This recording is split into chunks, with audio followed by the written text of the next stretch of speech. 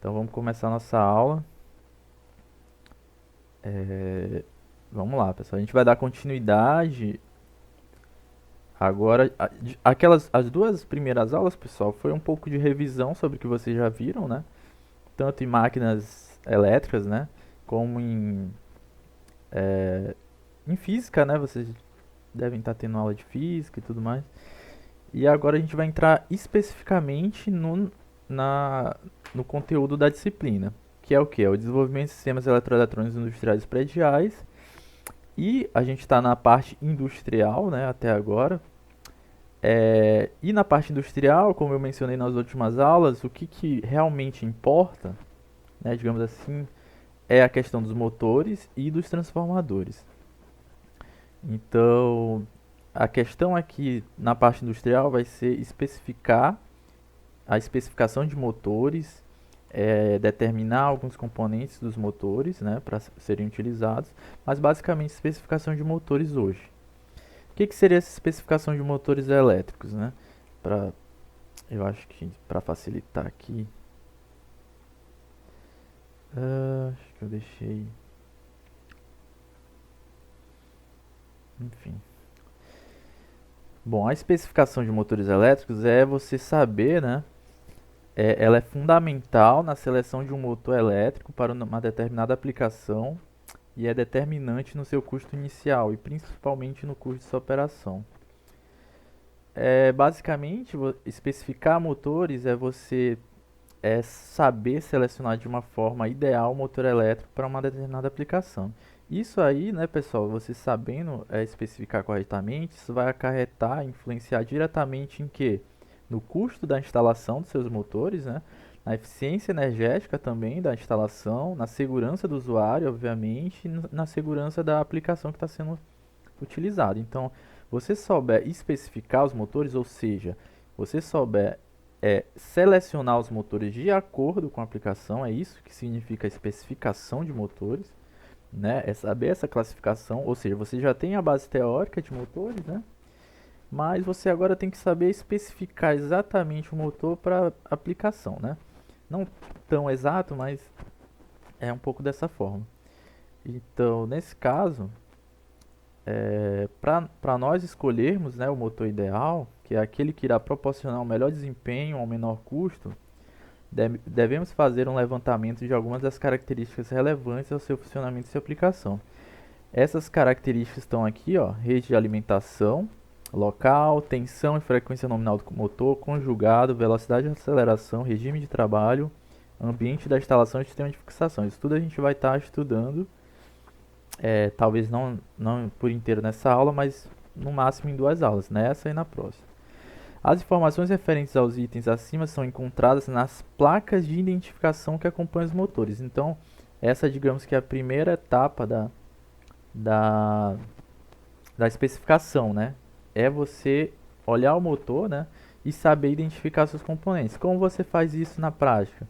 Ou você tem o manual do motor, né? O manual do fabricante, que não é muito usual, né? Você dificilmente vai ter em mãos em uma indústria. Ou você olha diretamente no motor, porque todos os motores elétricos têm essa placa de identificação, que é aqui um exemplo que vocês podem estar vendo aqui com várias informações, né? Então, o técnico em eletroeletrônica, né, ele deve pelo menos entender as principais informações aqui, né, que esse painel que você vai ver no motor, ele lhe diz, né? Então aqui está numerado, né, os componentes, né? No caso aqui o primeiro é o código do motor, o segundo já é o número de fases do motor, né, pessoal? Esse aqui tem três, então ele é o que? Um motor trifásico, né? Só um momento, pessoal, eu vou só botar aqui a caneta que eu acabei esquecendo aqui. Só um momento. Vou ligar aqui a caneta aqui para eu poder estar escrevendo aqui no quadro.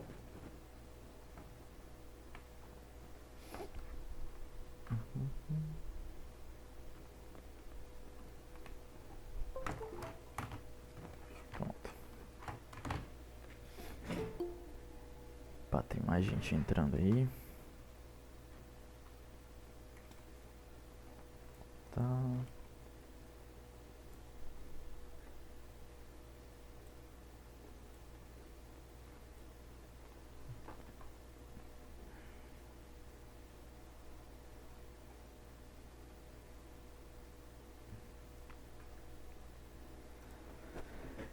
Pessoal, só colocando aqui a caneta para eu poder estar escrevendo aqui.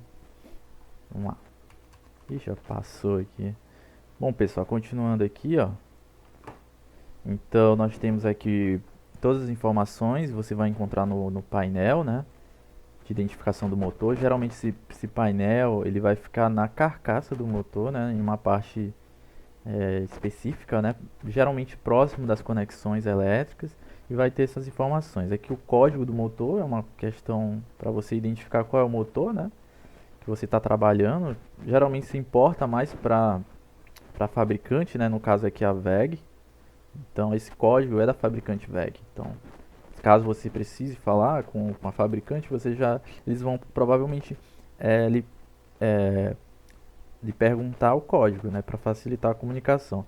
Aí vem partes mais específicas que tem todos os motores, são número de fases, aqui são 3, né, pessoal? 3 fases significa sistema trifásico. Aqui, né, você já tem... eu vou aqui falando não na ordem, pessoal, porque aqui tem muitas coisas que a gente não vai estar trabalhando, né? Porque é muita coisa, né? Então a gente vai estar trabalhando só com os principais componentes dos motores. Então vamos lá, o 2 aqui já é o número de fases, o 11, que é o 75 bem aqui, ele é a potência, ó, bem aqui, ó, que é esse primeiro, é a potência. Vamos seguir a ordem da placa, né? A potência aqui, a potência é 75 kW, certo? A gente vai estar vendo depois o que significa isso, né? Vocês já viram que potência elétrica é uma coisa, mas isso aqui ele está te dando na realidade, né?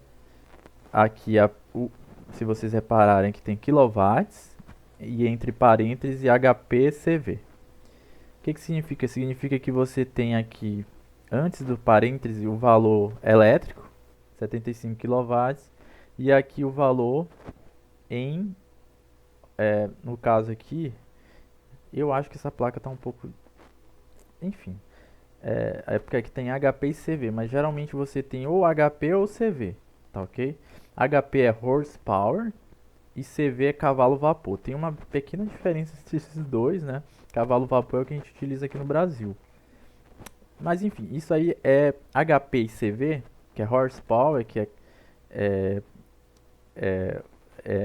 o horsepower e o cavalo-vapor são medidas de potência mecânica.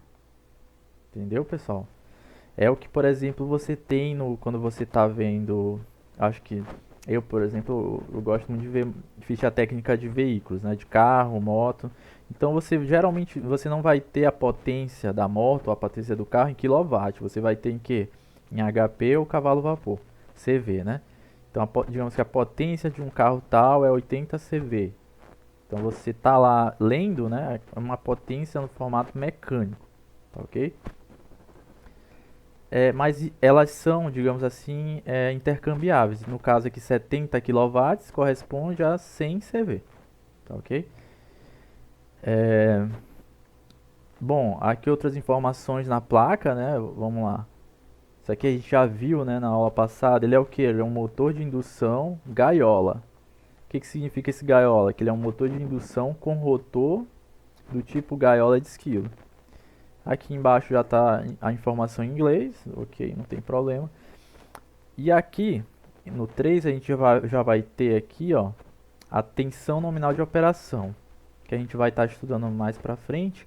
Mas se vocês repararem, aqui tem várias tensões, 220, 380, 440. Não se assustem quando olharem isso, mas geralmente é assim mesmo, porque dependendo da conexão que nós vamos fazer no motor, ele pode funcionar de várias formas diferentes.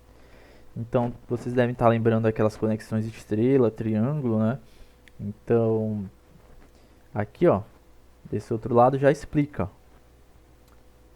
aqui na 22 ele já vai explicar como você vai utilizar 220 volts, 380 e 440, ok? Que isso aí é com relação àquelas partidas que vocês já estudaram, né, em máquinas, partidas compensadora, partida soft start, essas coisas, mas aqui também está relacionado à ligação elétrica. Deixa eu manter as ligações. Acho que tem mais alguém querendo entrar. Vamos lá. Então, continuando. Pois é, essa é a placa de identificação, né, pessoal? Então, estão em várias informações. Eu só estou mostrando aqui as informações que nós já temos conhecimento, né, digamos assim, do que a gente já viu. Outra coisa aqui, ó, Hertz. O que significa Hertz, galera? Frequência, né? Então, aqui quer dizer que a frequência do motor, né, na placa de identificação é 60 Hz. A frequência nominal, digamos assim. A gente vai estar também trabalhando isso mais pra frente. Bom, isso é basicamente as informações que tem, né? Então são muitas informações. A gente vai estar trabalhando algumas delas ponto a ponto, tá? Não se preocupem que também não vai ser difícil. Eu queria mostrar pra vocês, eu acabei não colocando no slide, né? Que seria... deixa eu botar aqui no Google. Placa de identificação. Motores de indução. Tá em... Enfim, tá aí. Ó, pessoal, aqui no Google, né, se vocês colocarem placa de identificação e tudo mais, vocês vão ver vários modelos, né? Mas, por exemplo, esse aqui, ó, primeiro que eu abri, vocês estão tendo aqui a mesma coisa que eu mostrei pra vocês, né? Só que aqui tá um pouco mais simplificado, né? Mas aqui tem as fases, ó. Tem aqui o RPM, aqui aquele negócio do quilowatt, da potência do motor e tudo mais. Eu queria mostrar para vocês um aqui na prática. Esse aqui é por exemplo, né, uma placa real, digamos assim, né? Tirada de um motor. Olha como é que é ela aqui. Deixa eu tentar abrir aqui. Ixi, já vai. Enfim, abriu pro Mercado Livre. Mas olha só. Não sei se vocês estão vendo corretamente, né, pessoal? Mas aqui é um motor, né? Vocês podem estar observando, é um motor com hélice. A hélice está aqui no fim do eixo. Então aqui, vocês estão olhando, pessoal? Só precisa um feedback, se está dando para ver aqui o motor.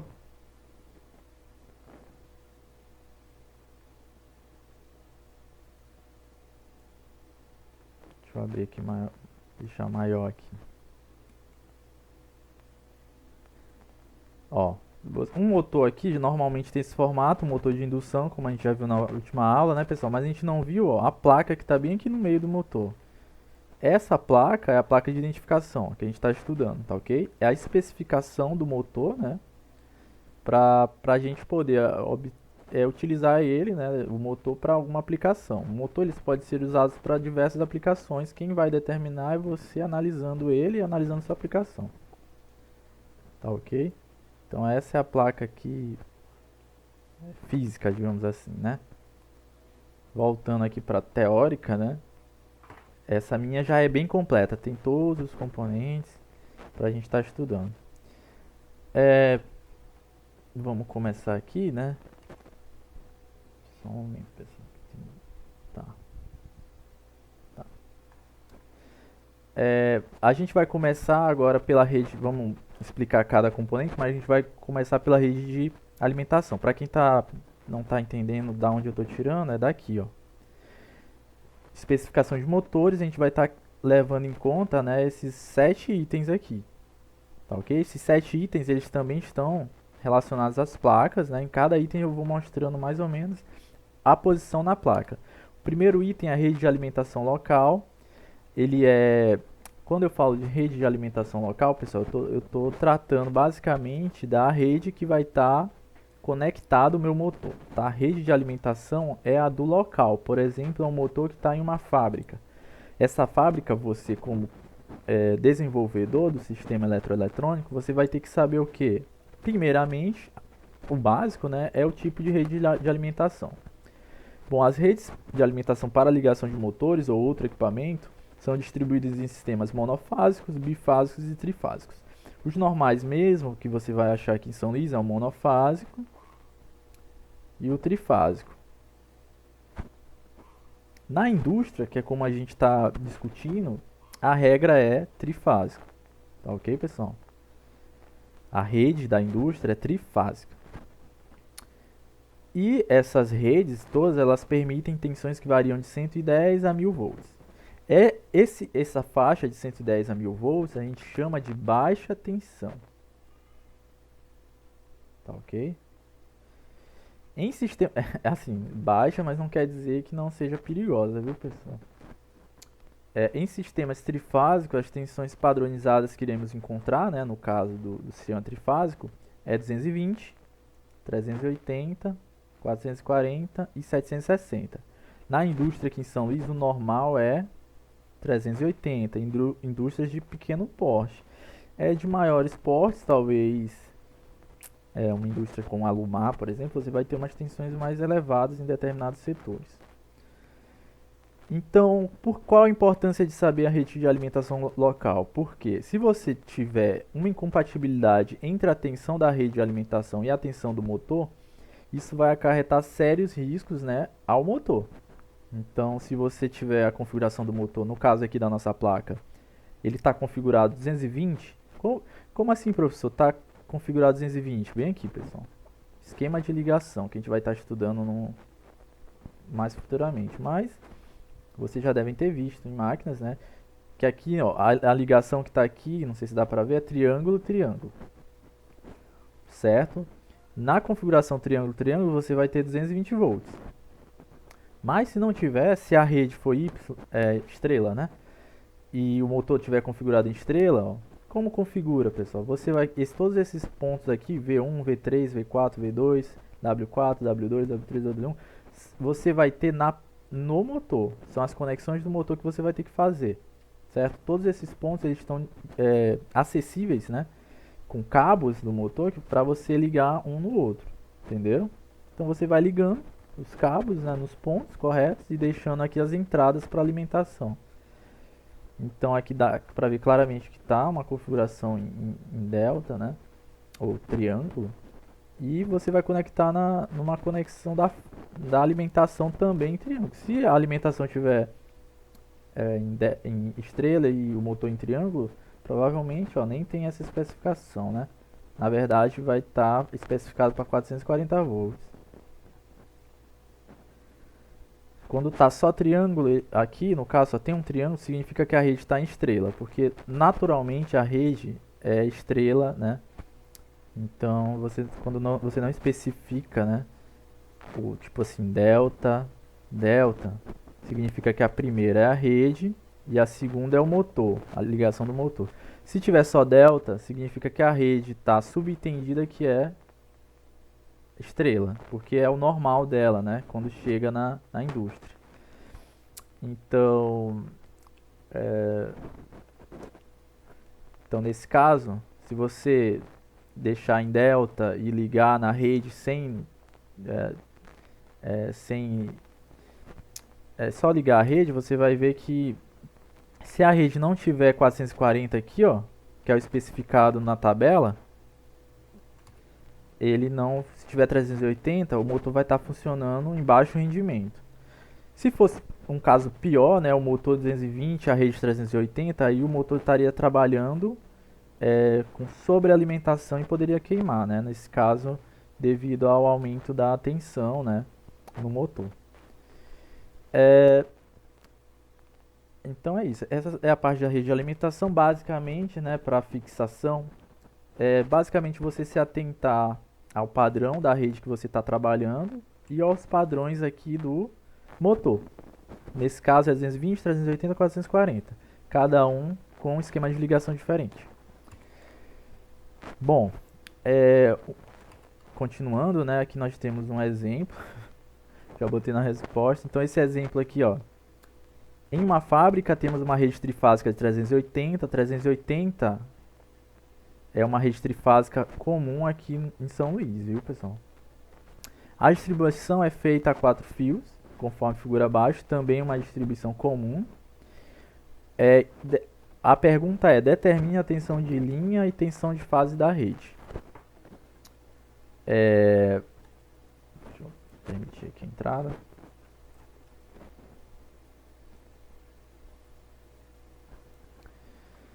Bom, pessoal, tensão de linha e tensão de fase vocês já viram, né? Em alguma disciplina. Estou certo ou não?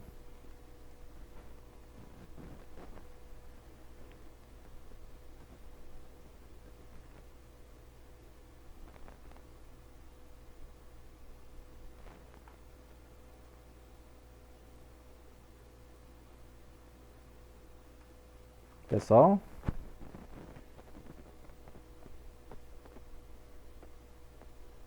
Oi, professor. A pergunta é: vocês viram tensão de fase e tensão de linha em alguma disciplina? Eu acho que sim. Não lembro direito. Tá, ok. É importante vocês saberem porque a gente está trabalhando com, no caso da desenvolvimento de sistemas industriais, é basicamente redes trifásicas. A rede trifásica ela se caracteriza por ter, né, no caso, uma distribuição das fases, né, no caso, por exemplo, a fase que chega aí na casa de vocês é monofásica. Então, o que significa isso? Significa que você vai ter dois fios, um fio fase e um fio neutro. Tudo bem, é o mais comum. No caso dos sistemas trifásicos, quando chega na indústria, né, aqui, tentar, vou tentar desenhar aqui um poste, tá, pessoal? Você vai ter um poste, e o poste vai ter um transformador, né? E esse transformador, ele vai estar saindo dele, no caso, né? 3 fases e um neutro. E essas fases vão estar indo para a indústria.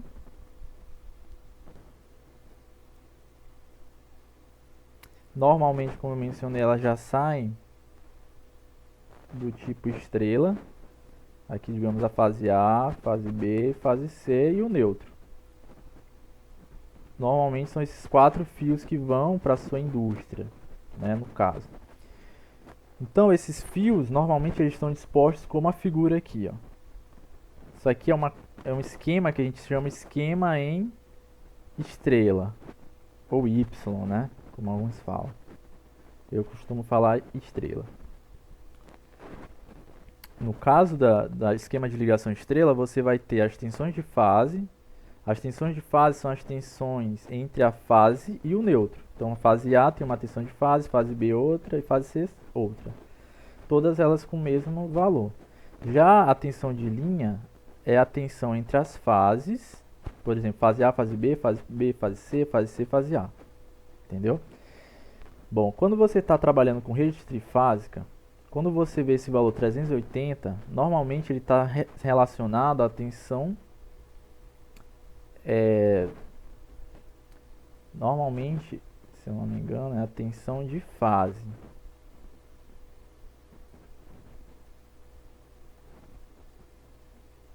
Certo? A tensão de linha, vou até, a tensão de linha, pessoal, caso vocês já tenham estudado, né, só não esqueceram, é assim, ó, VL, que é a tensão de linha, é igual a VF, no caso do estrela, viu, pessoal? Sobre raiz de 3, porque ela é trifásica.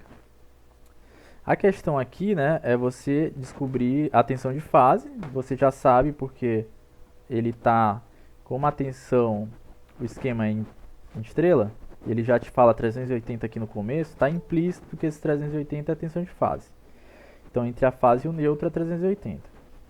Já a tensão de linha é a tensão da fase sobre a raiz de 3, certo? Que é esse VL bem aqui. Então, o que você vai fazer para determinar a tensão de linha? Você vai lá, VL igual a VF, quem é VF 380, dividido por raiz de 3. Isso aqui, pessoal, vai me dar 220 volts.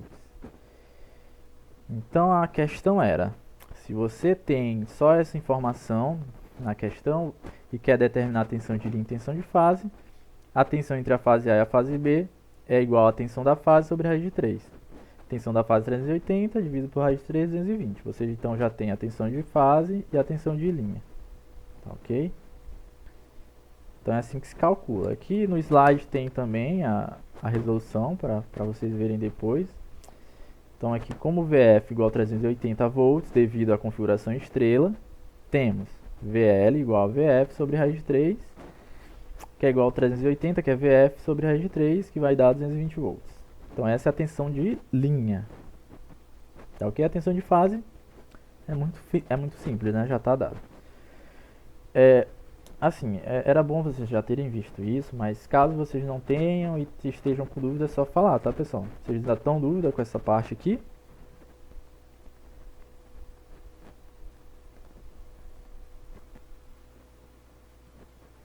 Não, professor.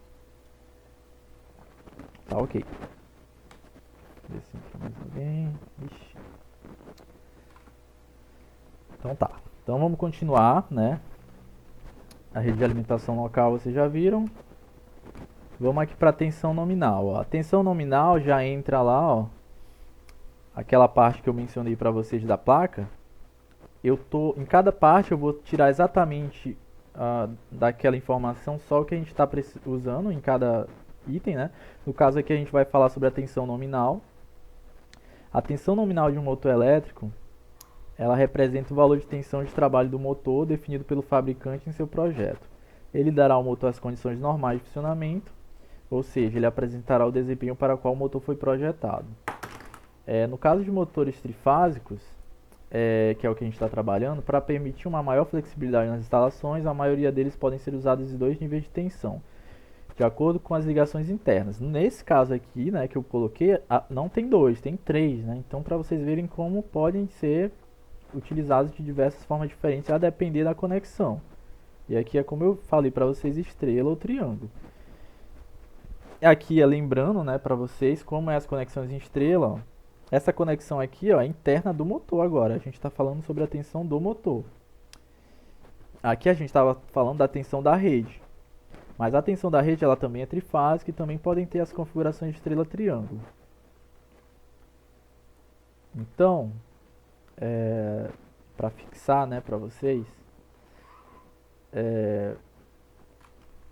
isso foi a questão da rede, agora do motor. O motor ele também é trifásico, então ele vai ter uma configuração estrela ou triângulo também, entenderam? No caso aqui são as bobinas do motor agora, né, não é mais o transformador. E aqui você vai ter no motor a numeração, né, só que no motor, na parte física do motor, você vai ter a numeração que vai ser onde você vai fazer as conexões. Então esse 1, 2, 3 você vai ver lá no motor, que são conexões. E aí você vai simplesmente ligar fio a fio. No caso 1, 2 e o 3, como eles estão em aberto aqui, lembram pessoal, o circuito aberto? Como eles estão em aberto, eles vão para onde? Para a rede, ok? Para a alimentação que está chegando. No caso, para a tomada trifásica, para vocês compreenderem bem. O 4, 5 e o 6 você vai ligar da forma que você achar necessário aqui no caso, que é estrela, né? Como é estrela, 1, 2 e 3 vai para a rede, você vai ter que só unir, ó, os pontos aqui de baixo, 4, 5 e 6. Porque, ó, como é o estrela, você tem um ponto comum aqui entre os três, né? Estão vendo? Então, esse esquema aqui é o mesmo desse. Então, no caso, aqui nós vamos ter também as tensões de linha e fase, né, pessoal? No caso aqui, o VL e o VF. Tá bom? Já a ligação em triângulo, ela também você vai estar realizando conforme as conexões que você vai ver no motor. Então, isso aqui é só lembrando, né, pessoal? Para a questão de triângulo, você tem lá 1, 4, 2, 5, 3, 6. Você vai ligar um no 6, né? Dependendo de como está sendo lá no painel.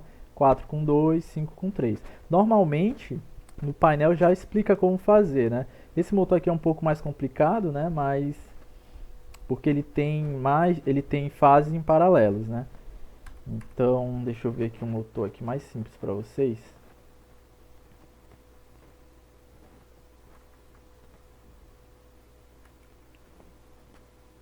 Sair aqui.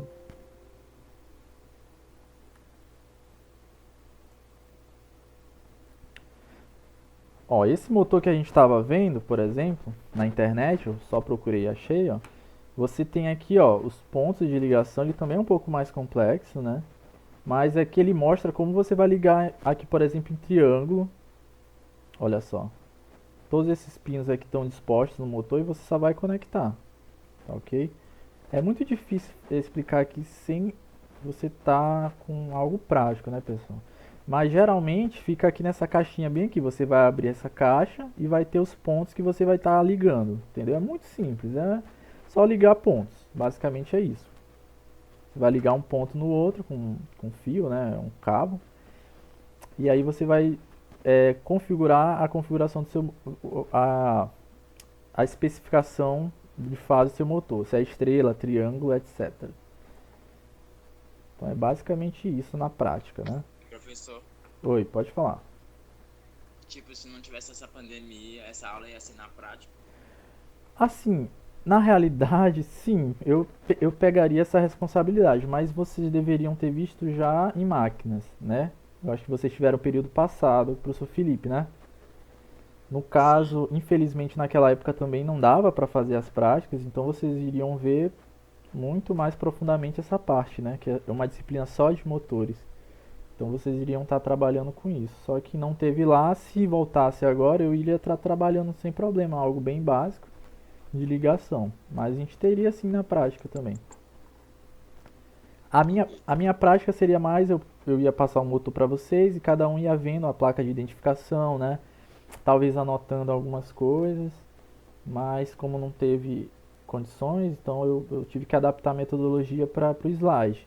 Aí eu vou passar o slide vai estar explicando cada componente, vou passar uma lista depois, talvez semana que vem, e aí vocês vão estar respondendo com base no slide. Beleza? Beleza, professor. Vamos continuando aqui, ó. Então é isso, pessoal. Na placa vocês vão ver que a tensão nominal, né? Eu estou explicando muito outros assuntos, né? Que, enfim, mas porque é necessário, né? Eu sei que muitos ainda têm dúvidas devido às condições que foram dadas, né? A gente teve muito pouca aula, né? Nos semestres passados, mas enfim, a minha aula mesmo é para vocês identificarem aqui, ó, no painel. Então, no painel você vai ver de cara que a tensão nominal é 220, 380, 440, certo? Essas tensões são as nominais e elas variam conforme o esquema de ligação. Tem alguma regra? Ah, professor, vai ser sempre isso? Não, pessoal. Isso aqui eu estou dando um exemplo. Existem N motores. Normalmente é assim. Ou 220, 380 se for um motor simples. Sem esse 440. Pode ser 380 ou 440. Depende da especificação do motor. Que é isso que a gente está estudando. É você ir lá na placa e ver. Assim, com essa aula, é esperado que você chegue no motor, veja a placa de identificação e consiga identificar. Ah, isso aqui é tensão nominal, entendeu? É mais ou menos isso. Se é tensão nominal e ela tem esses outros níveis, 220, 380, você já vai saber que isso corresponde a um esquema de ligação interna do motor, certo? Basicamente isso. Outro item do motor é a frequência nominal, essa aqui é mais simples, né? A gente já viu até na última aula, que ela corresponde à frequência para a qual o motor foi projetado. No caso, você vai lá e vai ler, ó, 60 Hz. A variação desse dado pode trazer sérias consequências para o motor, como, por exemplo, se ligarmos o motor de frequência nominal de 50 Hz em uma rede de 60 Hz com a mesma tensão. Nesse caso, a velocidade nominal será aumentada em 20%. E aqui eu lembro para vocês aquele cálculo que nós já vimos, né, na aula passada. Qual é o cálculo que nós vimos na aula passada, pessoal? É aquele da rotação síncrona. Eu vou utilizar ele como exemplo. Aqui no caso, né, você está dizendo que houve um aumento de 20% da velocidade nominal, só com a frequência, né? Aí, como vamos fazer uma forma de confirmar isso, né? Será que é 20% mesmo? Eu vou acreditar só no que está no slide? Então a gente pega aqui a fórmula. Essa fórmula a gente viu na aula passada, é rotação, né? É síncrona. Que a rotação, quando você lê, está relacionada com velocidade, viu, pessoal? É a velocidade rotacional, viu? Rotação é velocidade rotacional. A mesma coisa que quilômetros por hora e tudo é uma velocidade é, de linear, né? Que a gente chama, digamos assim. A velocidade de uma linha reta, enfim, no plano. Já a velocidade rotacional é a velocidade em um mecanismo que rotaciona, né? Ele não vai sair do lugar, né? Mas você vai ter uma velocidade lá no motor.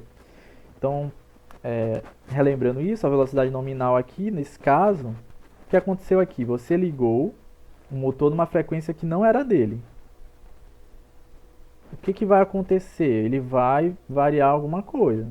Nesse caso, a gente só vai pegar que ele vai variar a velocidade. Por quê? Como falei na última aula, a velocidade de um motor, que é esse NS, ele está relacionado com a frequência. Olha a frequência aqui, ó. Entenderam? Então, nesse caso, ele está dizendo, na questão, que foi ligado a 50 Hz. Na verdade, um motor de 50 Hz foi ligado a 60 Hz. Vamos supor que esse motor aqui tenha dois polos, P igual a 2. Qual seria a rotação dele, pessoal? Se a gente for usar a fórmula aqui, o que vai acontecer?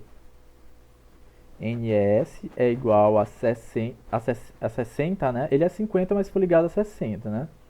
Então, vamos lá. 60 vezes... desculpa, pessoal. Esse 60 aqui é da fórmula, viu? 60 vezes F, que agora sim é a frequência. Ele é 50, mas foi 60, né? Dividido pela quantidade de polos. Quanto é? 2. Isso aqui vai dar quanto, pessoal? 60 vezes 60 dividido por 2.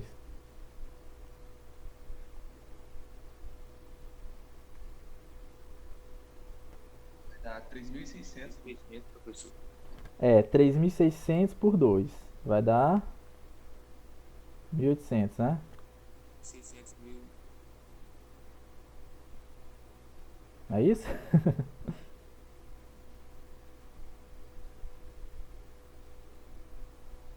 Entenderam? Sim, professor. Tá, ok. Porque tem o 2 aqui do polo da equação, não vamos esquecer. Ó. Que é o polo que eu dei é 2. Aqui eu tive que dar uma quantidade de polo porque a questão não deu, né? Mas se você colocar qualquer outro polo, você vai ver que vai dar a mesma coisa. Não a mesma coisa em rotação, mas a diferença aqui vai ser 20%. Vamos lá. Isso aqui foi a velocidade que deu, né? A 60 Hz. Vou botar aqui 60. No entanto, o motor ele foi projetado para 50. Então vamos lá. O que a gente vai fazer? Vamos chamar isso aqui de NS1. Esse aqui de NS2. E vamos lá, novamente. 60 vezes 50 sobre 2. Que vai dar o quê? 60 vezes 50, 3.000, né? Vou botar aqui mais devagar. Estou muito rápido. 3.000 dividido por 2. 6 vezes 5, pessoal, aqui é como eu faço. 6 vezes 5, 30. Né? 30 vezes 100, né? No caso, 3.000. Só vocês falaram, eu faço mesmo na calculadora ou na mão.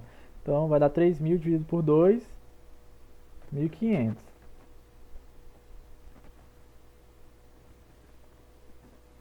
A 50 Hz. Entenderam? Então a rotação esperada dele era 1.500 RPM, só que como foi ligado na frequência errada, a rotação que ficou foi 1.800. Conseguiram visualizar? Agora o que a gente vai fazer? A gente vai descobrir se esse ganho é realmente 20%. Aqui você vai ter um cálculo, pessoal, de porcentagem. Variação percentual, se eu não me engano, da matemática. Vocês já viram isso, né? Em matemática, cai muito no Enem. Então é bom vocês lembrarem. A fórmula da variação percentual é o seguinte. Digamos assim, VF, não confundir com tensão de fase, né? Porque a sigla é a mesma. VF é igual ao quê? O valor final... desculpa, VP, né? Que é a variação percentual, é o valor final sobre o valor inicial, não é isso? Menos 1 vezes 100. Vocês já viram essa fórmula, pessoal? Não lembro não. Que é matemática. Nenhum, professor. Pois vamos estudar aí, cai no Enem. Então, essa é a fórmula de variação percentual. E essa fórmula vai te dar exatamente o valor entre o valor final e o valor inicial em percentual. No caso, nosso valor final é quem? É 1.800, que é sempre, digamos que eu quero esse valor, né, no caso. Eu especifico como sendo o primeiro valor ali. Vou tirar o VF aqui, ó. Essa fórmula eu deixei no slide, viu, pessoal? Tá direitinho para vocês relembrarem. Eu até coloquei qual é. Então, o valor final é 1.800. O valor inicial é 1.500 menos 1 vezes 100. 1.800 por 1.500, eu vou colocar aqui em cima, pessoal. Vai estar bagunçado, mas no slide está bem direitinho. 1.800 por 1.500 vai dar o quê?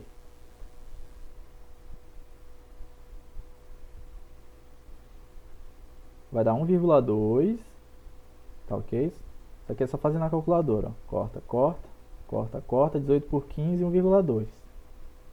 Tá ok? Menos 1 vezes 100. Já dá pra ver o que vai acontecer, né? Vai ficar 1,2 menos 1, 0,2 vezes 100. Vai dar o quê? 20%. Então tá de acordo aqui, né? Conseguiram ver? Eu fiz rápido, pessoal, mas não se preocupem, tá aqui, ó. Aqui tá melhor. Porque como já tava muito sem espaço, né? Eu vou logo pro slide aqui, ó. Foi a primeira coisa que eu fiz, ó. NS1, 1500 RPM. Aqui eu só inverti, eu fiz primeiro o valor... Aqui desculpa, eu inverti aqui, mas não tem problema. Ó. O primeiro valor eu fiz como sendo o valor em 50 Hz, que deu 1500. Segundo, em 60, 1800. E aqui é o que eu mostrei aqui, a porcentagem da diferença, né? Eu deixei a fórmula aqui para vocês darem uma lembrada. É NS2 sobre NS1 menos 1 vezes 100, que vai dar 1.800 por 1.500 menos 1. Entenderam? Joga na calculadora, vai dar 20%. Então aqui a gente confirma, né, que a diferença é de 20%, como diz aqui no enunciado. Vocês conseguiram compreender, pessoal? Ou foi muito rápido? Deu pra entender, professor. Tá ok. Aí vocês vão revisando no slide. Questão de percentagem, tem outras formas de resolver, né? Se vocês soubessem, dá para fazer por aquela regra de 3, né? Se vocês quiserem fazer também, não importa. O problema, o importante é você resolver a questão. Aqui é mais rápido, porque você já tem a forma, mas se quiser fazer de outra forma também não tem problema. Bom, agora o próximo assunto é uma parte... Professor, Oi, pode falar. desculpa, é sobre a tensão nominal. Tipo, por que que as tensões nominal são grandes assim, tipo, são maiores, tá ligado? Tem 380, Uhum. 440 e 220. Não tem 210, 110, né? No caso. No caso assim, vamos lá. Aqui a gente está trabalhando, nesse caso aqui, a gente está trabalhando com motores, pessoal. Eu não sei se ficou claro, eu vou talvez corrigir o slide. Mas é motores trifásicos. A rede trifásica, ela tem que estar acima da rede monofásica. Por exemplo, a rede da sua casa, né? Que a gente chama de 210, mas é 210, né? 210 volts, né? Deixa eu ver aqui se eu ainda deixei aqui.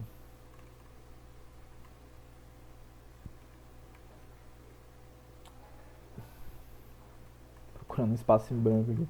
Tá ok. Ó, eu vou usar isso aqui, viu, pessoal? Só para espaço em branco aqui. A rede da tua casa, né, que chega lá é 220. Então você vai ter uma fase, desculpa aí, pessoal, e um neutro, concordam? Essa fase neutro, eu vou desenhar aqui, pessoal, mas estão desculpando aqui que eu tô desenhando no PC. Ela tá ligada ao que, ó? Quando você tá na tua casa aí na tomada, a tomada ela é assim, galera, não é? Fase, neutro e que é o terra, né? O aterramento. A tensão em fase neutro da tua casa, se você for medir, é 210 volts monofásico, tá ok? Por que é 210? Porque a nossa linha de distribuição é 210 volts. Em São Paulo, por exemplo, no sul é 110, tá ok? Quem que faz essa normatização? É a rede de distribuição local, né? No caso, regulamentos, leis, né? Leis estaduais, no caso, as leis estaduais de São Paulo, Rio de Janeiro, essas coisas é 110. Aqui pro Nordeste é 210. Ou 220, né? Se vocês quiserem falar assim. No caso é 220, né? Desculpa, pessoal. Tô confundindo com 110. Já em São Paulo, Rio é 110 devido às leis estaduais. Mas assim, você só vai ter no Brasil esses dois valores de tensão. Esses dois valores de tensão são altos? Na verdade, não, porque a gente está trabalhando com corrente alternada. Então, na corrente alternada, esses valores são até baixos, entendeu? Tensões altas são acima de 1000 volts, como eu botei aqui, ó. Mas por que esses valores assim, né? É porque assim, como eu não sei se eu mostrei para vocês na aula de microcontroladores, eu acho, não foi aqui. Quanto maior a tensão, maior a capacidade de você estar distribuindo a energia, né? Para um ponto mais distante de outro, A para o ponto B. Então, quanto maior a sua tensão, mais fácil você vai conseguir transmitir, entendeu?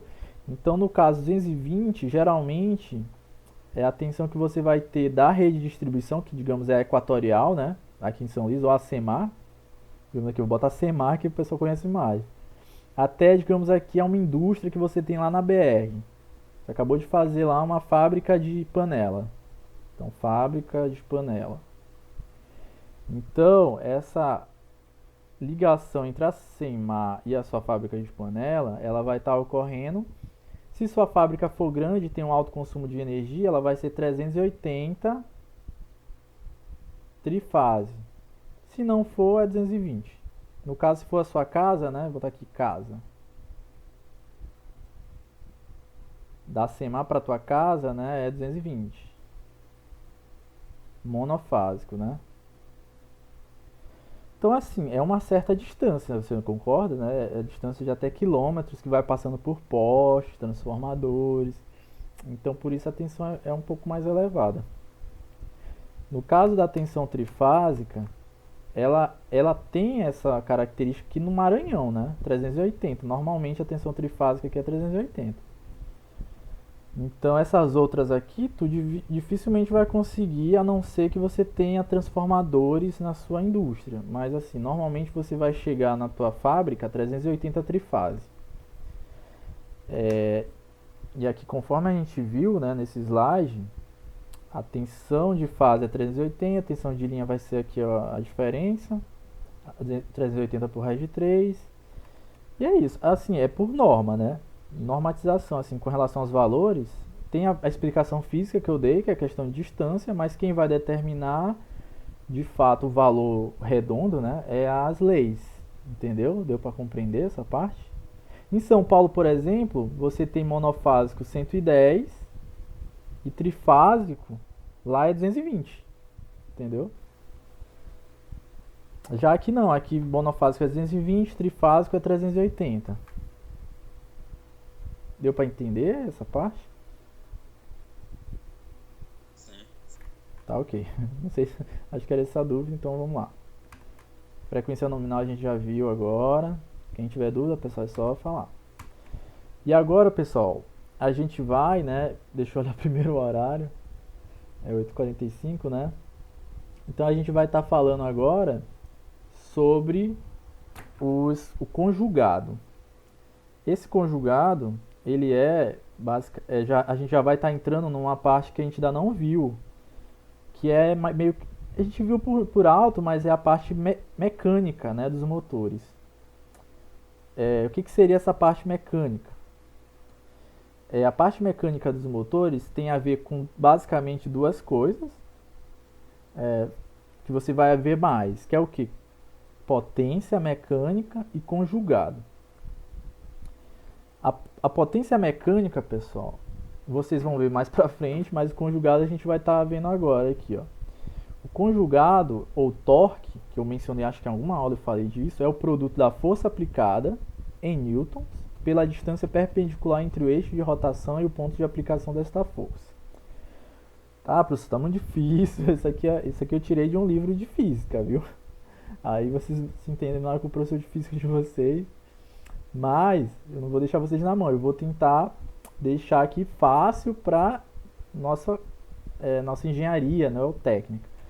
Então, o que significa isso basicamente? Se vocês olharem essa figura bem aqui, você vai ter uma roda e você vai estar aplicando aqui, ó, uma força aqui na setinha aqui, ó. Digamos que você está empurrando uma roda. Quando você empurra uma roda, por exemplo, uma roda de bicicleta, quem nunca fez, né? Você gira uma roda de bicicleta. Quando você gira uma roda de bicicleta, o que está acontecendo? Você está aplicando uma força, vocês concordam? Uma força que está sendo aplicada devido enfim, a aplicação de força mecânica que você está fazendo no seu braço, né?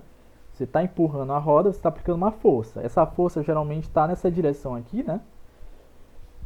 E bem, se você soubesse por um, assim, é bem difícil, né? Mas se você por acaso souber que você está aplicando exatamente 10 newton numa roda de uma bicicleta, você vai ver que você vai estar gerando também um torque ou conjugado. É a mesma coisa, viu, pessoal? A gente chama mais conjugado em motores porque normalmente o motor, quando ele está sendo usado para conjugado a outro sistema mecânico, entendeu? É mais ou menos isso, mas é só nomenclatura. O conjugado vai ser a força vezes o raio. No caso seria da roda de bicicleta, né? Explicando aqui para vocês, é o raio da roda. Professor, qual é o raio da roda? Vamos lá, uma bicicleta de 20 polegadas, tá? Normalmente bicicleta você tem em polegadas, né? Que nem carro. Isso aí dificulta um pouco pra gente, mas digamos que a roda é 20 polegadas. O raio da roda seria o quê? Esse 20 polegadas ele está relacionado ao diâmetro da roda. Então o raio é o que? É o diâmetro dividido por 2, né, pessoal? Raio é igual o diâmetro d sobre 2. Então se é 20 polegadas, o diâmetro vai ser o quê? O raio vai ser 10, concordam? Esse é o raio. Então, se você souber o raio da bicicleta e a força aplicada, você vai descobrir o torque, que seria C igual a força vezes o raio. Deu para compreender o torque, pessoal? De forma prática?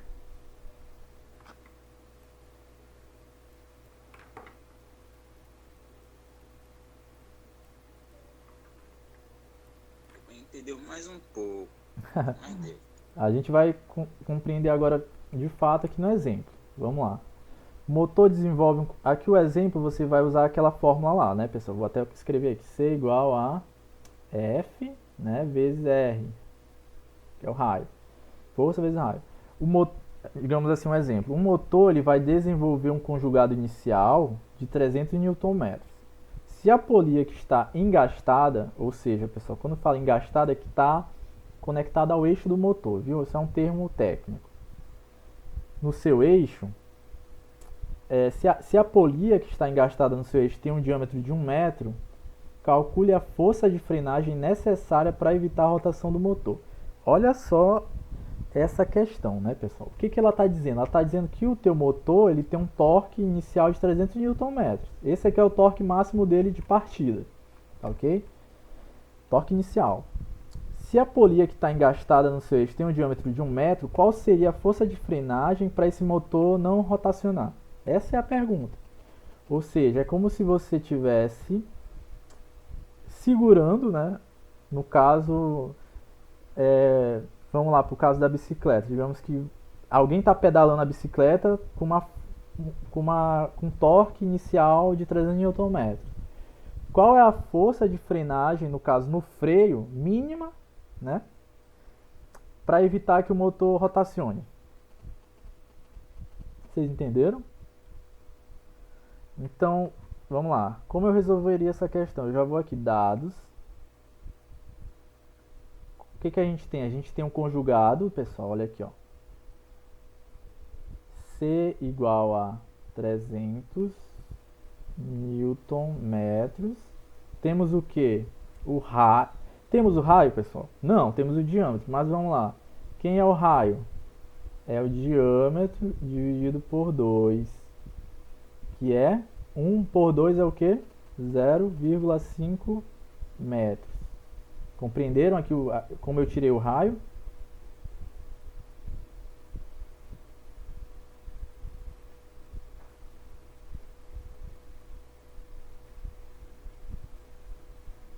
Do diâmetro, né, pessoal? Eu tirei o raio aqui do diâmetro. Raio é diâmetro dividido por 2. Aqui, ó, nós temos aqui a roda e ela tem um diâmetro, que é esse tamanho aqui, ó. Oi? Você pode repetir. Ó, vamos lá. Vou repetir do começo. A questão aqui que eu coloquei para vocês, eu fiz uma brincadeira. A gente já viu como tem o conjugado, mas assim, a questão é a seguinte. Normalmente é isso que você vê na prática, porque você tem na especificação do motor o conjugado inicial. Digamos que eu tenho um motor que ele tem um conjugado inicial de 300 Nm. O que significa esse conjugado inicial? É o máximo de torque ou conjugado que ele fornece no início da aplicação. Se a polia que está nele tem um diâmetro de 1 metro, calcule a força de frenagem necessária para esse motor não girar. Então, a mesma coisa que dizer que eu quero frear esse motor. Vocês estão entendendo? Só que para eu frear o motor, eu tenho que ter uma força.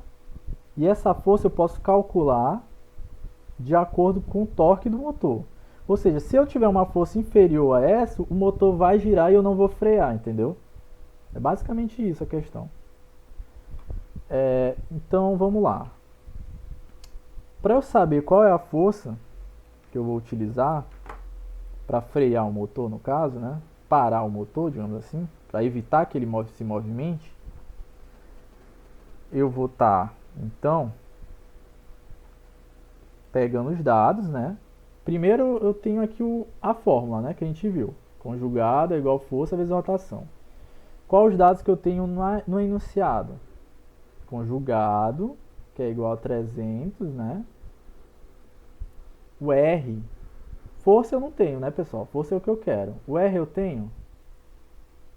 O R no enunciado eu não tenho, mas eu tenho o diâmetro. O diâmetro, pessoal, é esse tamanho aqui da roda. O raio, pessoal, é a metade desse tamanho, né? Então, o raio, obviamente, se é a metade, é D sobre 2. Então, aqui o raio, eu vou colocar que é 1 metro, né? Que é o diâmetro da roda, por 2, que é o que? 0,5 metros. E aqui é Newton metro. Jogando para a fórmula, C igual a F vezes R, nós vamos ter que C é 300, F eu não sei e o R é 0,5. Como eu resolvo isso? Eu isolo o F, faço a matemática, né, específica.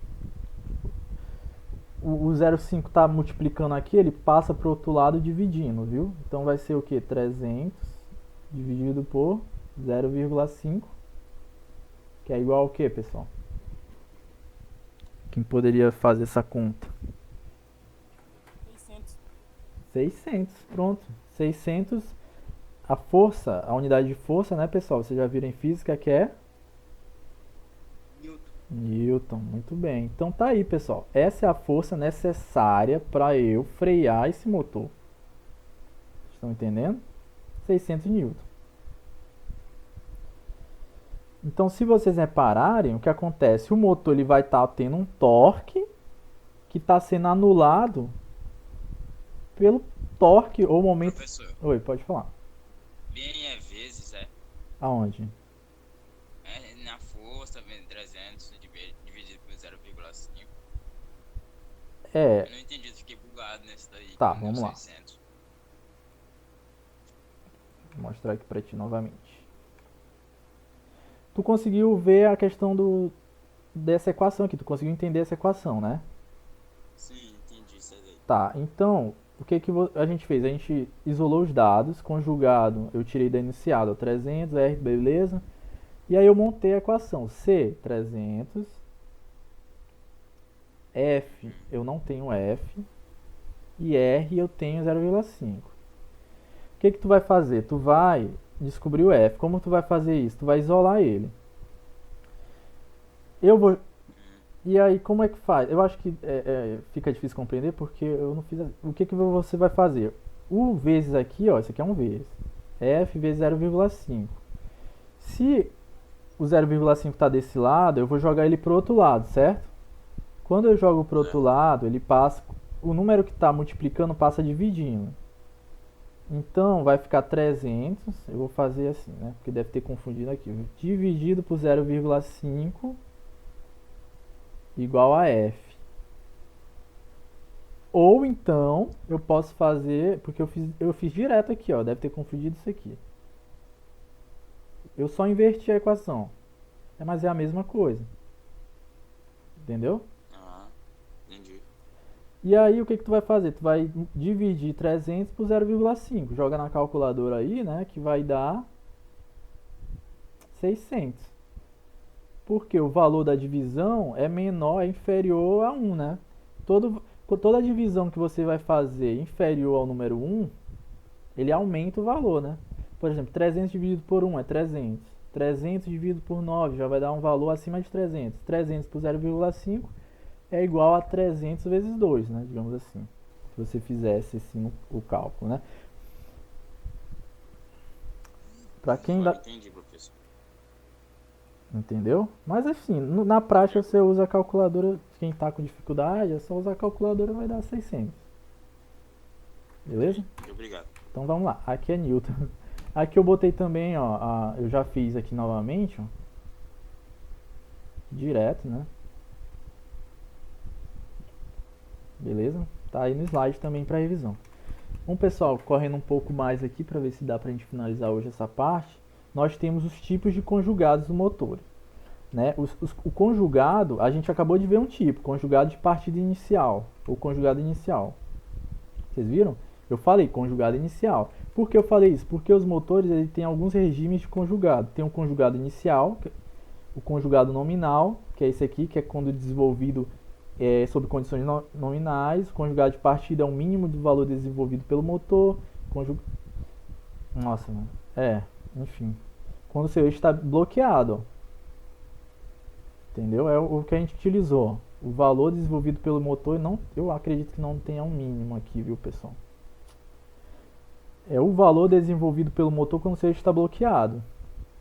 No caso aqui, ó, eu consigo bloquear esse eixo, ele não passa de 300 Nm, é o conjugado de partida. Tem um conjugado mínimo e um máximo. Enfim, isso aqui é só para vocês verem a nomenclatura. Não precisem... é só para vocês verem que existe, né? Isso aí é estudar com calma. Não tem cálculo para isso, é só realmente análise. Eu vou mostrar um pouco como é essa análise. Mas eu tenho que mencionar para vocês a categoria do conjugado. Voltando para aquela história do painel, né, pessoal? Você vai ver no painel esse valor aqui, categoria e esse 10. Isso significa, quando você olhar isso aqui, é categoria de conjugado. E existem alguns tipos. Existe o N, o H e o D. O N, né? Se você vê no painel lá da placa, né, do seu motor N, se você lembrar das aulas, você vai ver que o N representa a maioria das aplicações, ele tem baixo escorregamento e condições normais de partida. Exemplos: bombas, máquinas operatrizes ou ventiladores. Já o H, ele representa, se tivesse H aqui, né, ele representaria as cargas com conjugado de partida elevado e baixo escorregamento. Podemos encontrar essas situações nas esteiras transportadoras, nos britadores ou nas peneiras separadoras. Já o D é aplicado em cargas que apresentam picos periódicos, possui conjugado de partida elevado e alto escorregamento. Então é isso, é só nomenclatura e especificação, né, pessoal? Não esqueçam essa palavra, do motor. No caso, para que serve isso, professor? Digamos que, vamos lá, você como técnico está fazendo um projeto de bomba de água na casa de alguém. Você vai ver, na hora de você for comprar o motor, Normalmente a pessoa vai lá, me vê um motor aí de bomba. Só que não é bem assim, né, pessoal? Você como técnico, você tem que saber a fundo, né, essa questão. Então você vai ver que o motor que o vendedor vai te dar, você olha lá exatamente aqui a categoria. Digamos que vem uma categoria D. Aí você vai falar, não, isso aqui, esse motor não é para bomba. Entendeu? Normalmente não se usa para bomba. Então você vai ver que o certo seria lá na identificação ter categoria N. Tá ok? Mas não quer dizer que você vai chegar no vendedor e me vê o motor categoria N. Não é bem assim também, né, pessoal? Porque ninguém é obrigado a saber essas partes técnicas. O vendedor pode não estar sabendo. Então você vai chegar lá e vai normalmente já vende o motor com a bomba já pronta, né? Você vai lá e olha só por curiosidade ver se está certo. Tá ok? Enfim, aqui é exemplos de gráficos, né? Isso aqui é um gráfico do conjugado pela velocidade. E esse gráfico ele vai ter algumas características. Aqui é por categoria de motor, um exemplo. Na categoria D, você vai ver que ele tem um conjugado aqui na partida. Ó. Isso aqui é conjugado, viu, pessoal? Isso aqui é o conjugado de partida, esse primeiro. Ó. Na categoria D, você vai ver que é um conjugado elevado, né? Aqui quase 250, né, praticamente. Já na categoria é um pouco menos elevado. E no N é bem baixa, né? O conjugado de partida dele, ó, que é esse CP. O conjugado mínimo, pessoal, é esse bem aqui, ó. Já é você dar a partida, você vai ter aqui o conjugado mínimo, que é o mínimo que ele consegue, né, na partida. No caso aqui você vai ter um conjugado máximo. Essa é uma característica dos motores, você tem sempre o conjugado máximo na partida, viu, pessoal? Em alguns motores especiais você consegue ter um pico maior, que aí já é umas questões internas do motor. Mas olha só, a maioria tem um conjugado de partida máxima aqui no pico, né? Na categoria D, né, deixa eu tentar explicar um pouco melhor para vocês. Vamos por categoria, né? Senão vai ficar confuso. Na categoria D, o conjugado de partida aqui é alto. E ele meio que, vai seguindo um padrão bem de fácil visualização, né? Você tem um conjugado e ele vai assim, quase fazendo uma curva, né, suave, até chegar na velocidade máxima. Lembrando que aqui, aqui é por velocidade, 10, 20 até 100% da velocidade. Já o H, vocês vão ver que a característica dele é ter um pico, ele vai ter um afundamento que vai ser caracterizado pelo conjugado mínimo. Vai ter aqui um pico, que é o conjugado máximo na partida, e esse pico geralmente aqui em torno de 70% da velocidade, e aí ele vai estabilizar aqui, até chegar a 100%. Já o categoria N tem essa característica aqui, Enfim, pessoal, não é obrigatório vocês lembrarem disso, é só para vocês verem como é na prática, né? Se vocês estivessem na prática, vocês iriam ver na partida essas oscilações nas outras categorias, e na categoria D você iria ver algo mais suave, né? Enfim, é só nomenclatura. Vamos ver o horário aqui. 9h05, né, pessoal? Bom, não sei se eu explico isso aqui pra vocês, mas enfim, eu acho que dá pra explicar em 5 minutos. Qualquer coisa na próxima aula a gente revisa. Bom, momento de inércia, pessoal. O momento de inércia, vocês já devem ter visto na física, é o momento necessário, é o que a gente acabou de fazer, né, na verdade. Com aquele exemplo do freio, né? O momento de inércia é a mudança de movimento em torno do seu eixo acoplador do motor. Os motores, então, devem possuir um momento de inércia maior que a carga e seus acoplamentos e sistema de transmissão.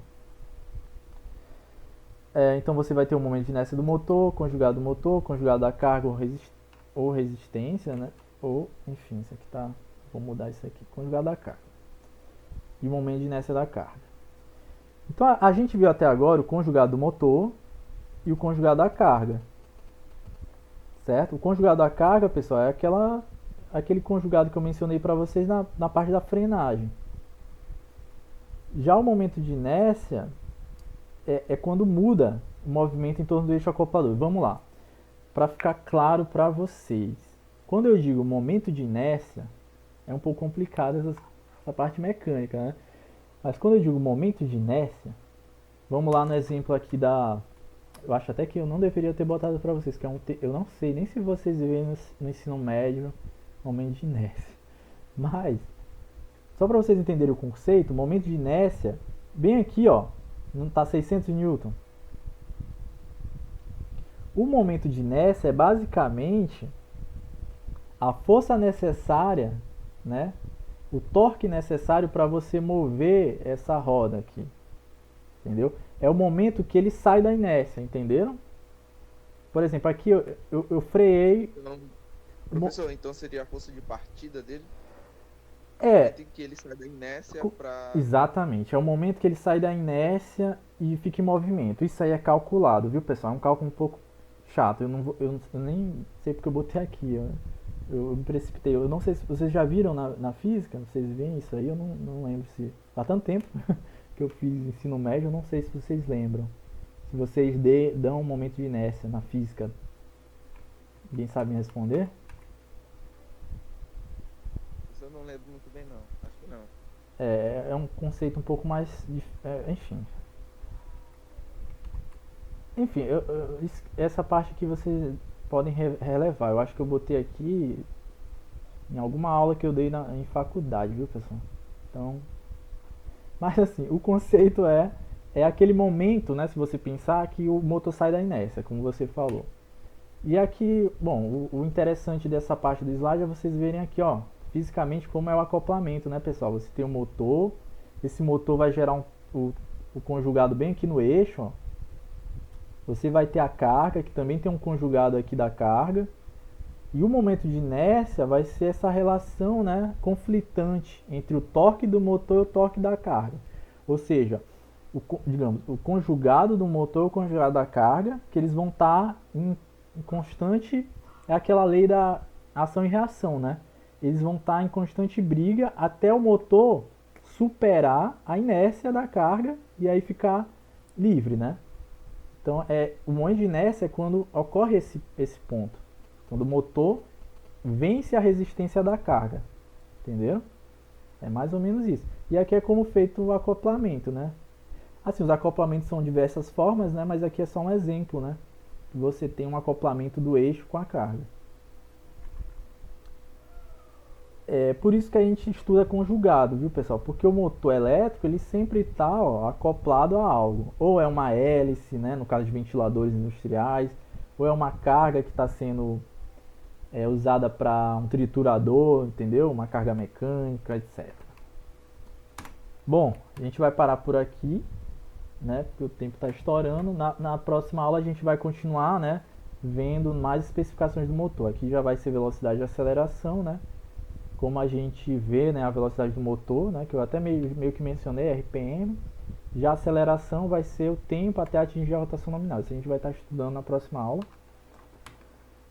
Pessoal, então é isso. Dúvidas? Nenhuma, professor. Eu acabei não mandando para não lembro se eu mandei. Ixi, já tem gente querendo entrar aqui. Vamos lá. Pessoal, eu tô mandando aqui a lista de presença, viu? Aqui no chat, tá bom? 9h10, tá? O horário que terminamos no horário certo. Aqui é a lista de presença, tá ok? Vocês estão vendo aí no chat?